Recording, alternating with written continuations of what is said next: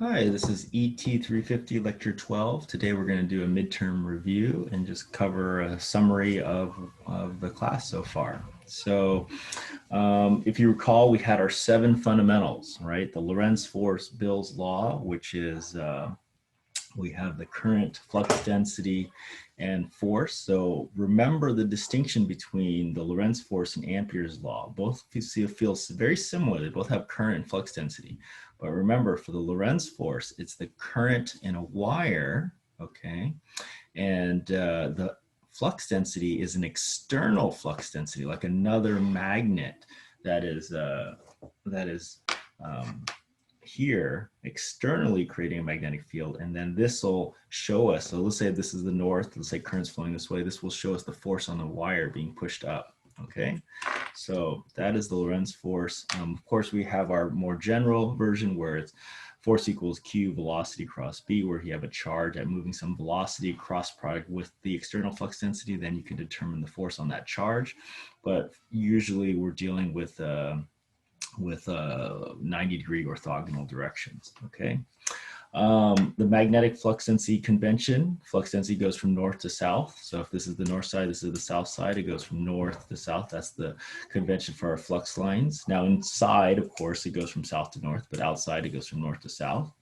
The definition of flux, phi equals BA cosine theta. And so there's a few ways to change the flux, and that's related to Faraday's law. You can change the flux density, you can change the area of a conductor, and you can change the angle of the flux density relative to some area, right? Remember, the whole idea is where you had some flux density and you had some loop, and you wanted to capture the most amount of flux in that loop, all right? We had the 4 Maxwell equations: Gauss's law for electric fields, Gauss's law for magnetic fields, no magnetic monopoles, charges can exist by themselves. In Ampere's law, we have our second right-hand rule where current and then flux density, like you have a wire and you have current in the wire, the flux density spirals around. If you have a solenoid, then if you have the current spiraling around, then the fingers are the current now and the thumb is the flux density. So either one works. And then Faraday's law, Lenz's law is, if you have a conductor and you expose it to a changing magnetic field, a d phi dt, then you will induce currents and voltages in that conductor that fight that original change. All right. So that's the 7 fundamentals, and throughout this whole course depends on that, right? Okay, we also looked at transformers. We looked at inductors just by themselves, mutual inductance ideal, and the dot convention. That was kind of our most recent topic. And then, of course, DC motors and generators, right? We have separately cited, which can either consist of permanent magnet and field coils. We looked at series, which is also known as a universal. We talked about the working principle of a motor. Imagine you have current, you have a magnetic, I hope you guys have it locked in by now, but you have like an external magnetic field created in the stator, either by the field coils or permanent magnet. And the Bill's law interaction gives you the force and distance to get it to rotate, right? We have the physical circuit diagram that gives you a nodal Ohm's law. Power, torque, and speed curves, max power, and we also talked about the 2 equations, the Faraday's law and the Torque's law, right? The torque or Bill's law, Lorenz force, okay? And then there's also the power flow, so power coming in, power coming out, and all the losses, right? Okay, so now let's dive into all the different topics. And we did just talk about this, but here's the equations nicely written out, right? Force equals Q velocity cross B. This is a general, but this is the one for just a wire, IL cross B. This is our Q. Yep, flux density direction check. Definition of flux. This is the more general version where it's the integral, surface integral of B dot dA, but this is the one we can remember for uniform flux density cross-sectional area, okay? The 4 Maxwell equations, right? Yep, pretty much a summary of what we just talked about. Okay, here's your Faraday's law of equals negative n d phi dt, and your 2 Ampere's law equations, one for a wire, one for a coil. B equals mu I over 2 pi r, and B equals mu n I over L. And let's look closely at what the difference is between the 2 equations. Mu shows up, I shows up, and some kind of distance in the bottom shows up, right? So here, what this is saying is if you're at some radius away, your flux density falls off as you measure flow flux density farther away from the current, That should make sense. If I have B right here and I have a core, the flux density inside the core is related by this equation. And you get more flux density with more turns, right? Okay.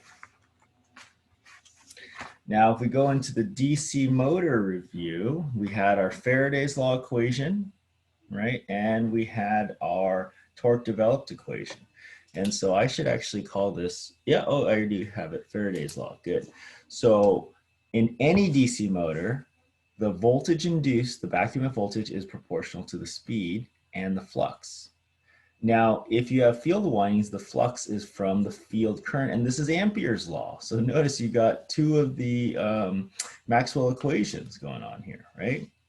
Phi equals KFIF, and so EA equals KKFIF omega M. So this is always true if you have field windings, separately excited, series, and even shunt. Okay, now if it's a permanent magnet, you don't have KFIF because it's the permanent magnet that's creating the flux. Okay, but in the separately excited series and shunt, or parallel wound, if we can call it that, you actually, this is the equation. And so all three have a dependency on IF. That should make sense, right? Okay, for the torque developed, you always have this, no matter what. Torque equals KPIA. Now, if you have field windings, the same thing applies. Ampere's law still comes into play here. Ampere's law. You still have this phi equals KFIF, right? So no matter if it's a separately excited, or if it's a series, or if it's a shunt, you always have this relationship. Now, the reason why we kind of ignore it in separately excited and we just leave it as phi, because we assume usually that the field current is constant. And so we treat phi as a constant. We don't like break out this KFIF. However, in especially a series, this IF is the same as IA, same with this one. And so then we do explicitly call this out. And so in a series motor, you have torque developed equals KKF IA squared, right? Or EA equals KKF IA omega M for a series motor. But for a separately excited motor, we usually just leave it like this, okay? Okay, so let's look at the circuit diagrams. In a separately excited, you have the field coils and the armature. Field VF creates IF, so this is what creates the flux.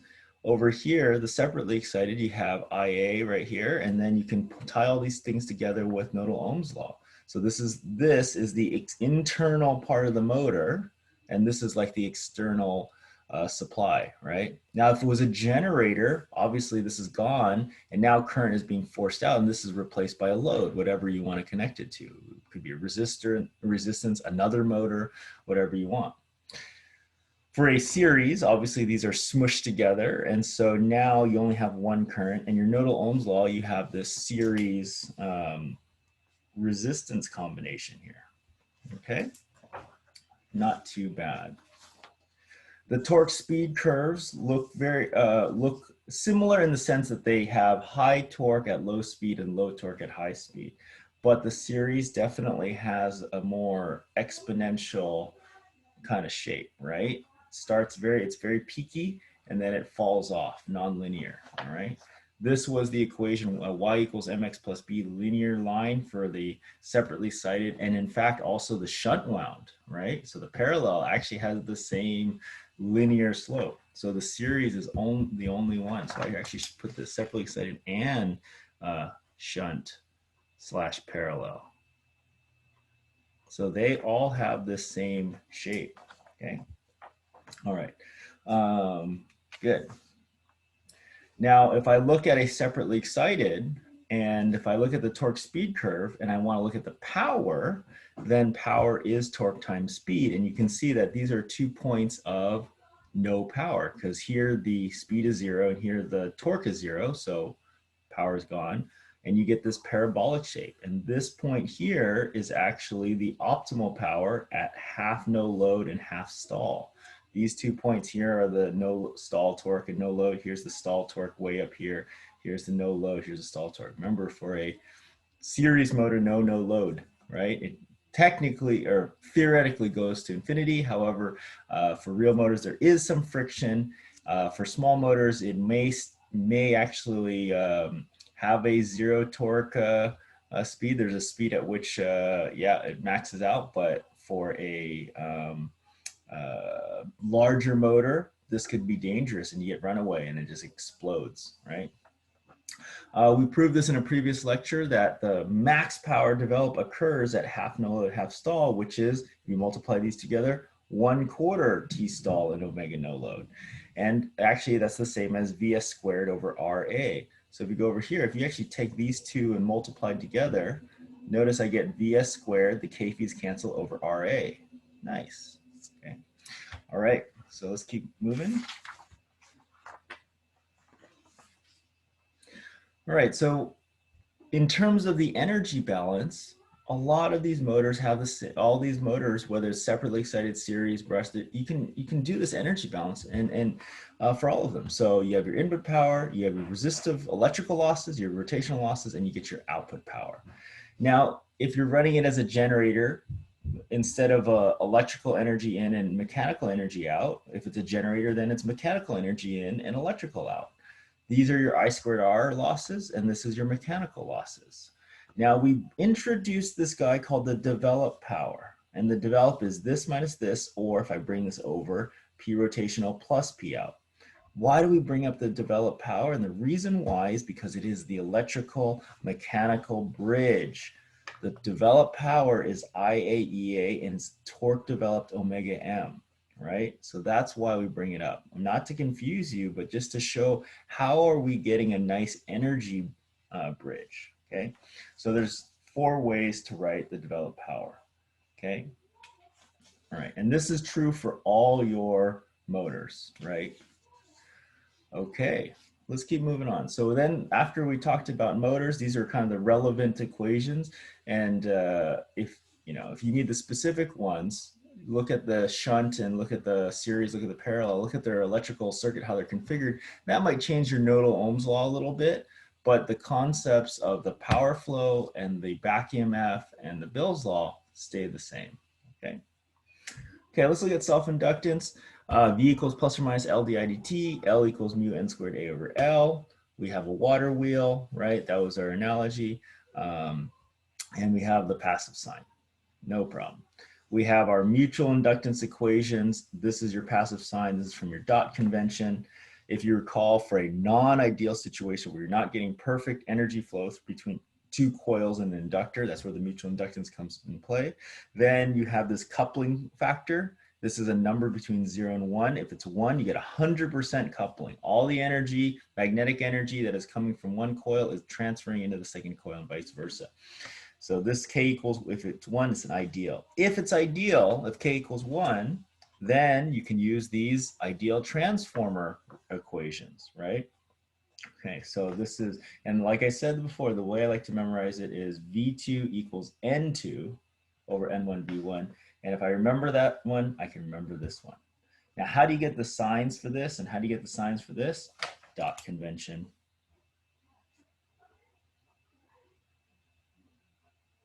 Okay. And so how do we set up the dots? Well, if you recall, you want to set up the dots in such a way that if you were to apply a test current into these dots, the flux via Ampere's law would be in the same direction, okay? In the same direction. And we had different rules for this one, different rules for this one, but they all, if we remember from our previous lecture, were consistent with our analysis using Faraday's law, Ampere's law, and the B oppose and all that good stuff, okay? This is just a summary of the rules. If you have I2 entering the dot and then the V1 positive terminals touching the dot, then you're going to use the positive, or equivalently I2 leaves the dot and the V1 negative touches the dot, then you use also the positive. But if you get any contradiction here, then you're going to use the negative, okay? Okay, and then so here was an example. Here, what do we have? I2 is leaving the dot and V1 positive is touching. That should be a negative. Yep. What do we have here? I1 is entering the dot and we have V2 negative is touching the dot. That should also be negative. Great, negative. Okay, the rules for this one is the same as the rules for that one. Just do a bunch of these problems and you should be good. For the ideal sign, you still look at the dot. If the two voltages have the same polarity touching the dot, positive. Now for the currents though, if they are both entering the dot or both leaving the dot, then you actually use negative, right? So you kind of want to think the dots are there where if you're like pushing current in, it's pushing current out of the other dot, right? That's the only way to get it positive. In this case, what do we have? We actually have that case. I2 is going in, I1's leaving. That's actually a positive current, right? That's good. But here for V1 is negative, V2 positive. That's going to be a negative because we have opposite signs. No problem with that. I wanted to look back at our DC motor again, and we had a kind of a torque speed curve, and we might have covered this before, but I just want to hit it home again. Notice the different sections here. In here, I have positive torque and positive speed. That's a motor, right? This is our torque speed curve, right? You're pushing positive torque, positive speed, yay. So you're pushing this way and you're spinning this way, good. Now, what happens over here? In this case, you're going faster than you want to go. So you're going like this way, but now the motor is actually fighting some external force. So it's actually backwards. Notice the sign of the motor torque is negative, okay? And so this would be like let's say imagine a bicycle. You're on an electric bicycle. And if you're on normal, flat, or slight uphill, then you're going to have positive torque and positive speed. If you go down the hill, now gravity is pulling you down, you're spinning forward and you're spinning faster than you want to go. Now the torque reverses and you create energy. You actually backdrive current. Remember, if you flip the torque, you're going to flip the current because of Bill's law, right? Now, let's say you start going up a hill, but you stall. So you start slowing down, right? You start slowing down, you stall out and you start rolling backwards, even though you're trying to apply torque to go up the hill. Well, this is bad. This is braking. And look what happens. The reason why it's so bad is look how the torque goes up and up and up and up. And look how, if the torque goes up and up, the current's going up and up. So this is a bad situation to be in for the motor, right? Don't want to do that, right? And so this is, this is a problem, okay? Very similar to our railgun experiment, right? Our railgun. You had current going through here, right? If you have the external force here fighting your, this external force fighting your Bill's law force from your electromagnet, right? Pushing this projectile forward, then it's a motor situation if this Bill's law force is greater than the external. But if you go over here and if this external force is winning and it's greater than the Bill's law force, now you're in a braking mode, bad. But over here, let's say the external force flips and they're in the same direction as your Bill's law force, right?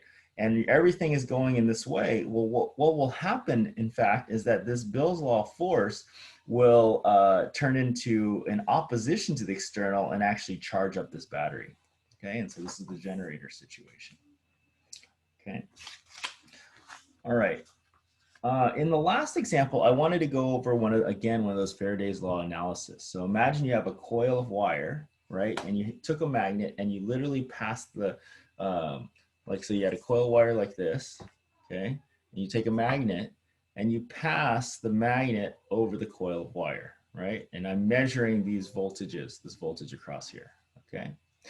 And so the question is, if I had this situation where I had a coil of wire, I have it wrapped in such a way as drawn, and I have a north facing down but moving to the right, what is it going to look like? What is the voltage going to look like, right? So let's follow this analysis. If the the magnet comes towards the coil, the B is increasing, right? It's increasing value but pointed down, okay? Now, what does that mean for this coil? Well, Faraday's law, Lenz's law doesn't like that. So it's going to create a B pointing up, right, to counteract this. So if this B points up, Ampere's law is going to support that B opposed and create a current that's going to be induced in this way. And notice the direction of current for the wires is going to be boop, positive down here. That means this V is going to initially measure a negative voltage. Okay, let's say we go through here. That means this is going to be, it's going to start out, you can imagine this voltage is going to start out 0, it's going to start increasing. And then this thing is going to get right over the top of it. And then it's going to start leaving. And so we look at it, well, what is it going to look like if it starts leaving? Well, if it starts leaving, the B is still pointing down, right? You didn't flip the direction of the magnet. You still have north going down. But now B is getting smaller. Here it was getting bigger. Well, now the B opposed had to flip, right? Because like, wait, you were, here it was like, I don't want you to come into the party. Here it's like, you're at the party, don't leave. So the B opposed now points down, and amperes all again supports it, and now sends current up to the top terminal. And now V measures a positive. So you might reconcile, well, how does that work? How is it so that the V starts out negative? Because we imagine the magnet's over here. Okay, so let's draw this. So the magnet's over here. Here's your coil, right? Here's your voltage. The magnet's far away, you're seeing no voltage. As the magnet gets closer, you're starting to see a negative voltage, right? Now the magnet's over the top. What happens, and then let's go over here. Let's kind of forget about this for a moment. Let's go over here. We know that as the magnet leaves, it's positive, right? Because that's what we just showed over here, right? So once the magnet's over here, it's positive, and then it falls down again. So that must mean there must be a quick little jump right as it gets top dead center, like that. And that's exactly what happens. That's exactly what happens. So you see this, right? Magnet far left, as it gets closer, right over top, you get this quick transition, and then it decays again.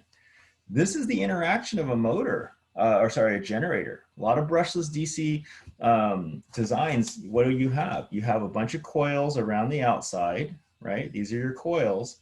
And then inside, what you'll have is you'll have magnets, and they will spin. So kind of opposite to a brushed system. And as these magnets pass by, you are inducing these little ripples of voltage in here. Well, what do these ripples look like? AC. And that's why what you get is when you have a brushless DC motor running as a generator, you're inducing AC current into these coils, right? And if you have three-phase them, you get three-phase AC. Really neat stuff, okay? All right, look forward to seeing you in class. We'll hopefully run over some example problems as well in class, and have a great day.